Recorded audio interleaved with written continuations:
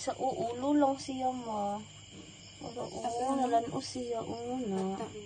Ulo wala gid siya na form. Ang isa po kani unsa man ni? Ulo. Ulo po siya ma, wala siya na form ang tarong. Tapos kani lang. Kani awa ang lawas sa baboy. Nangaluos na iyang mata. Wala joy ka. Oh. Ang iyang mata luos na, lalom na kaayo. Saan taon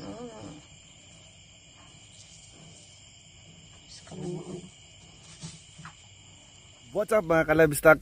Andito tayo sa isang panibagong episode na naman, kung saan may pinadala ang ating kaibigan na technician from Kalilangan City na si Boss Chris. Ang tanong niya ngayon kung case ay itong swine parvovirus. So, ano ba itong swine parvovirus mga kalabstak? It is a major cause of reproductive failure sa ating mga baboy, lalo na sa mga reproductive stage, no? Ang swine parvovirus kasi is napaka highly stable and contagious virus na affecting the breeding herds, at saka yung primary target nila ay yung mga buntis na mga sows natin o mga inahin, causing na mga abortion. Pero ang naka-unique dito ay hindi natin masyadong makita sa sow or sa inahin na nagkasakit sila. So ano bang mga key signs ng swine parvovirus mga kalabstak? Yung swine parvovirus ay isa itong may manifestation ito na tinatawag natin na SMEDI.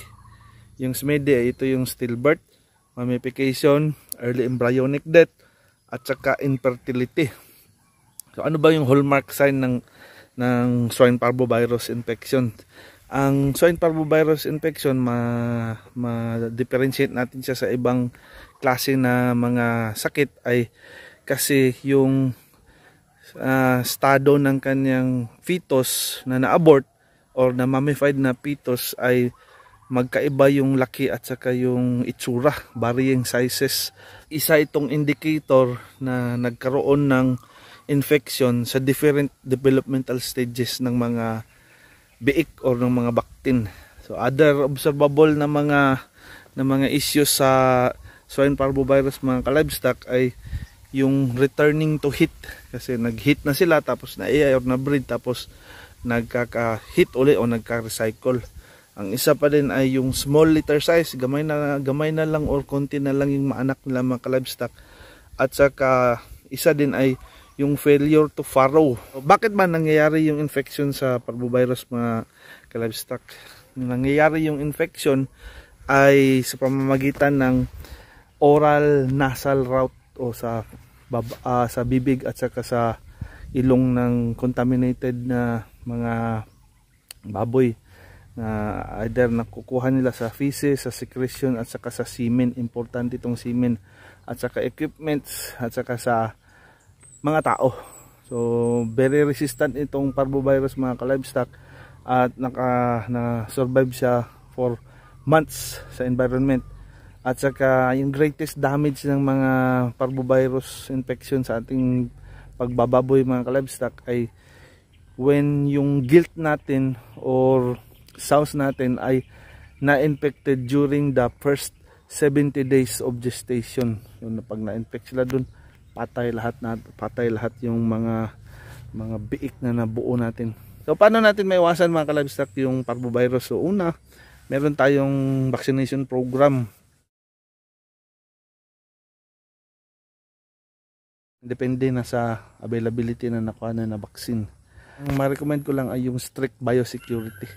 Limit from entry, proper sanitation, at saka i-manage nyo yung semen source sa pagbreeding nyo sa AI, or yung siguraduhin nyo yung butakal nyo or yung barako nyo ay may papers na free of diseases sila.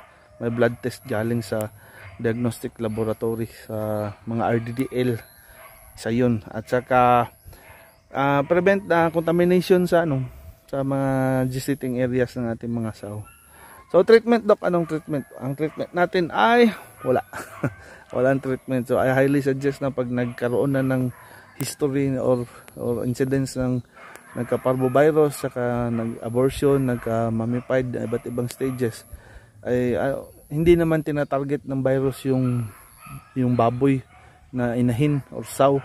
Yung tinatarget ay yung pag-develop ng fetus. So I suggest na ikal na yan, kasi pag sabi nilang iba na i-re-expose ulit para ma-develop na immunity, okay yun pag medyo marami tayong pera. Pero sa pag-backyard scenario natin na isa lang yung makaya, tapos mag-risk ka ulit ng pregnancy ng infected na sow, pag na-failure ay lugi tayo dyan, no? So hindi ako pabor dyan sa backyard setup na ganyan, na i-risk natin na mag-produce ng bagong another pregnancy na effect, and may history na siya ng parvo. So napaka risk, kasi we are naggagastos tayo saka may risk na baka ulit ma-abort.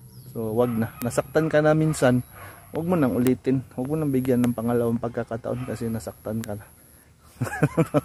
So yun. Salamat, at saka shoutout nga pala kay Sir Chris. Salamat sa video na pinadala nyo. Mabuhay ka Sir Chris. Mabuhay ka Sir Chris hanggang 300 years.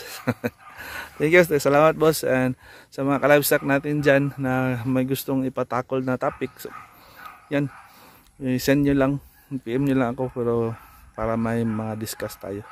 So shoutout sa anak ko from Adira, from Jaren, at saka kang Jalil, saka sa asawa ko. Shoutout Ma'am Debs. Thank you for watching, liking, and subscribing, and as always, glory to God.